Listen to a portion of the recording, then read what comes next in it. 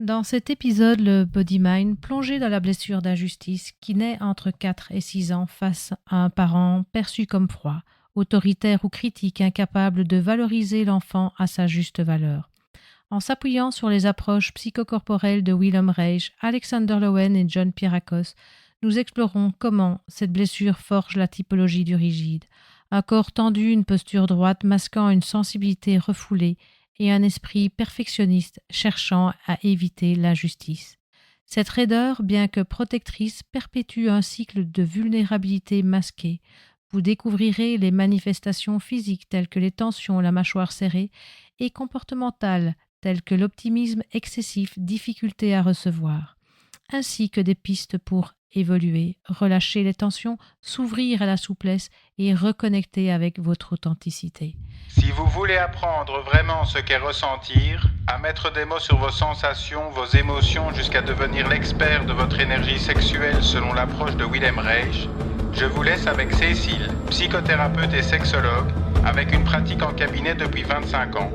Une véritable humaniste, penseuse radicale provenant des étoiles, une main de fer dans un gant de velours qui vous livre tout ce qu'elle a appris au plus profond de votre être.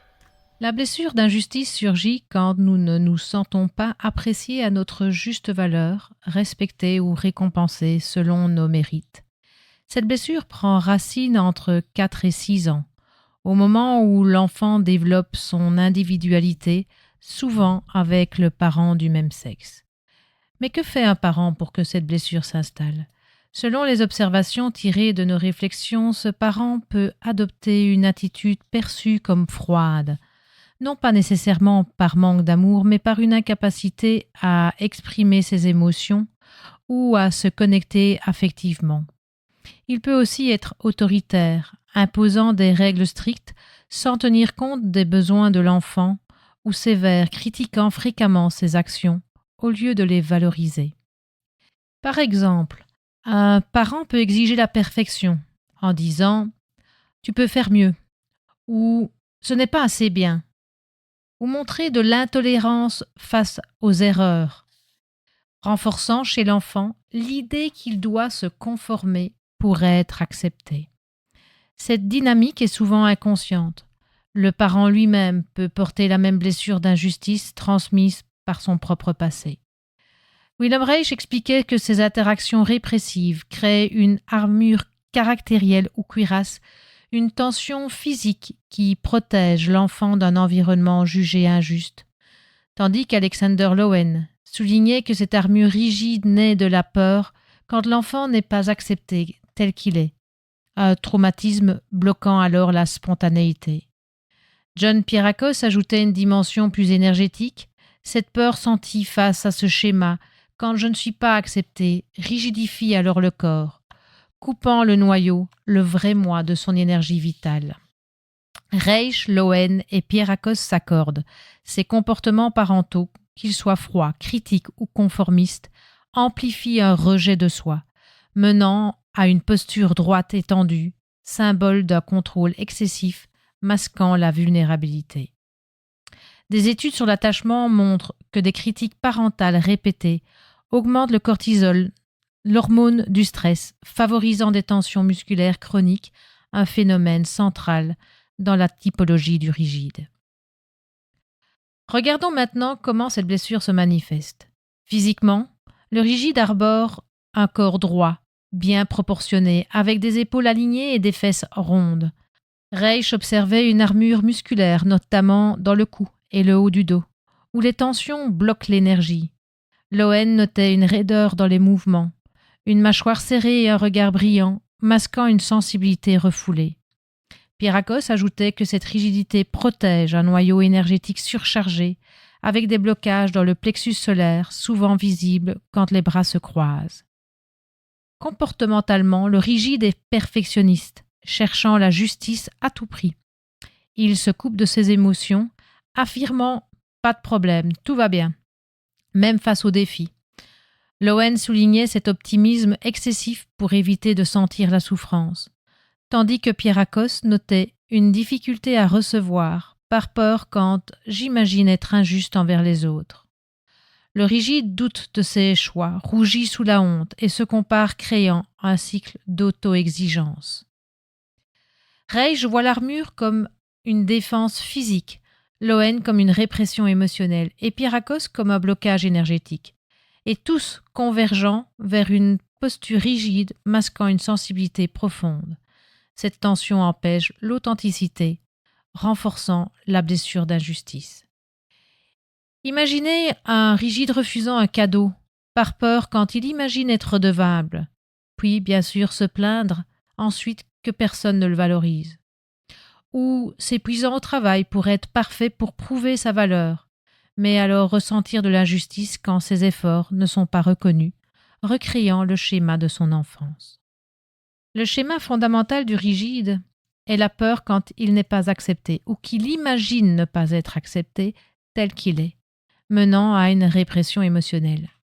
Reich expliquait que cette peur, quand je ne suis pas accepté, naît des interactions parentales injustes poussant l'enfant à se figer. Lowen ajoutait que cette rigidité cache la peur quand il imagine exprimer ses émotions librement, craignant d'être jugé. Pierrakos précisait que cette peur, quand il pense laisser couler ses sentiments, bloque l'énergie, par crainte, en imaginant perdre le contrôle. Cette peur alimente un cycle. Le rigide s'impose la perfection, se coupe de ses besoins et attire des situations injustes, comme devoir aider sans être aidé, renforçant sa blessure. Il peut donc y avoir une difficulté à se faire plaisir ou à demander de l'aide, illustrant cette lutte contre la froideur, sa plus grande terreur.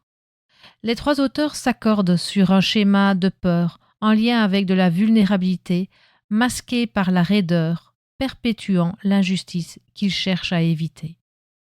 Pour le rigide, cette vulnérabilité se manifeste quand il craint d'être jugé, critiqué ou rejeté, surtout face à une autorité, souvent parentale, perçue comme injuste.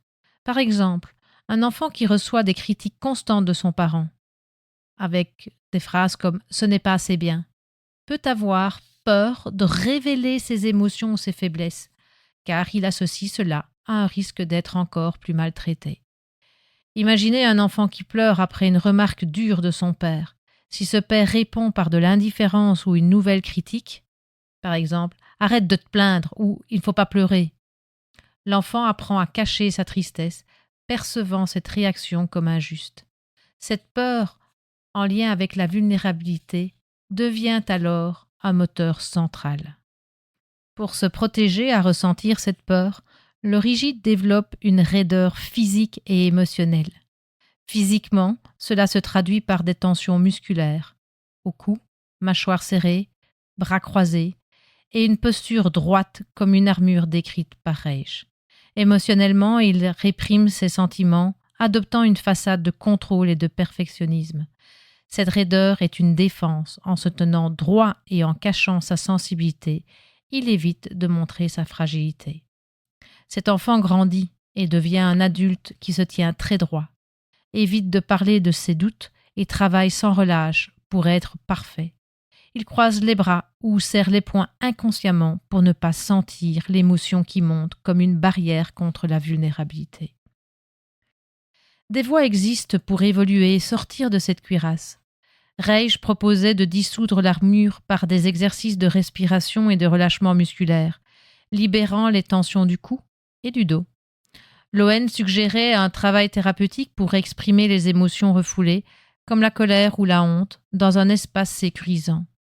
Pierrakos recommandait des mouvements pour débloquer le plexus solaire, comme des étirements ou des vocalisations reconnectant au noyau. Transformer la raideur en souplesse, c'est la clé. Cela signifie ancrer ses pieds dans le présent, redresser son corps avec vitalité intérieure, s'ouvrir sans contrôler et relâcher, et lâcher prise. Toutes ces techniques inspirées par le Wu Wei du taoïsme. Pratiquez consciemment. Si vous croisez par exemple les bras, dépliez-les lentement. Si vos jambes sont tendues, laissez-les se détendre. Si vos poings sont serrés, ouvrez les poings. Si vous sentez une tension dans le cou ou dans la nuque, prenez une minute pour les relâcher. Inspirez profondément et notez ce que vous sentez. Vous pouvez utiliser tous les exercices que vous voulez pour relâcher cette tension. Celui que je vais vous proposer, c'est plutôt de mettre un petit mouvement dans l'omoplate, côté droit par exemple, avec beaucoup de lenteur. Pas besoin de voir que vous faites un grand mouvement, mais juste sentir ce mouvement dans l'omoplate côté droit. Et puis dans l'autre sens, ce petit rond dans l'autre sens. Et faites ça plusieurs fois, et puis ramenez un moment de pause avec l'omoplate. Et sentez, comparez cette omoplate côté droit par rapport au côté gauche. Et laissez-vous peut-être sentir l'émotion qui est gardée dans la cuirasse. Et puis vous ferez ça avec de l'autre côté, des mouvements avec l'épaule côté gauche, avec cette omoplate, dans un sens et puis dans l'autre. Et puis pause et sentez. Et j'espère que vous aurez pu dégoter l'émotion que vous pouvez sentir et le schéma qui peut surgir. Des études sur la thérapie somatique montrent que relâcher les tensions réduit le cortisol, favorisant un bien-être émotionnel. Nous voici à la fin de cet épisode sur la blessure d'injustice, la typologie du rigide, le masque du défensif. Cette blessure, ancrée dans l'enfance par des parents perçus comme froids ou critiques, se manifeste dans un corps rigide et un esprit perfectionniste. Mais grâce aux enseignements de Reich Lowen et Pierre Akos, vous pouvez évoluer et sortir de cette cuirasse, reconnectant avec votre authenticité pour briser le cycle de l'injustice. Si vous vous reconnaissez, commencez petit. Observez une tension dans votre corps aujourd'hui.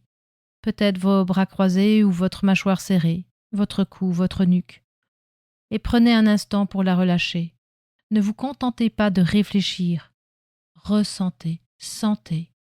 C'est dans ce senti que l'évolution commence. Me voici à avoir fini de vous exposer les 5 typologies selon Reich Lowen et Pierre Akos. J'ai encore besoin de vous dire ceci. Chaque personne est unique, avec sa propre façon de fonctionner. Car au fond de nous, il y a une étincelle spéciale, une sorte de cœur vivant qui nous rend différents. Mais souvent on s'éloigne de cette étincelle à cause d'une petite voix en nous, notre ego, qui veut tout contrôler et nous couper de quelque chose de plus grand, une connexion avec la vie autour de nous. Cette séparation crée beaucoup de confusion et de problèmes dans vos vies. D'où vient cette confusion? Elle naît de 3 choses. Notre envie de tout décider nous-mêmes, notre fierté qui nous pousse à avoir raison, et surtout, une peur cachée. Cette peur, on ne la voit pas toujours clairement. On a peur de mourir parce qu'on pense que ça va effacer qui on est. On surestime notre ego comme s'il était tout. On entre alors dans des schémas où l'on évite le vrai plaisir, de laisser l'énergie couler librement, parce qu'on croit qu'on va perdre le contrôle. Et finalement, on évite de vivre, parce que ça nous invite à nous ouvrir, à bouger avec la vie, à grandir. Et ça, notre petit ego limité, c'est penser qu'on se raconte encore et encore comme un vieux disque rayé que l'on préfère garder pour nous maintenir dans une vie étriquée.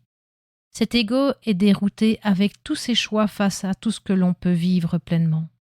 Du coup, en s'accrochant à cet ego, on se retrouve piégé dans la peur. Mais le vrai nous, ce n'est pas cet ego bruyant, ce tourne-disque, c'est ce cœur vivant, au fond de nous, une énergie universelle qui est en chacun, qui ne meurt pas, qui ne s'explique pas. Cette énergie aime donner et recevoir sans compter. Elle dit oui à la vie et se réalise en vivant pleinement.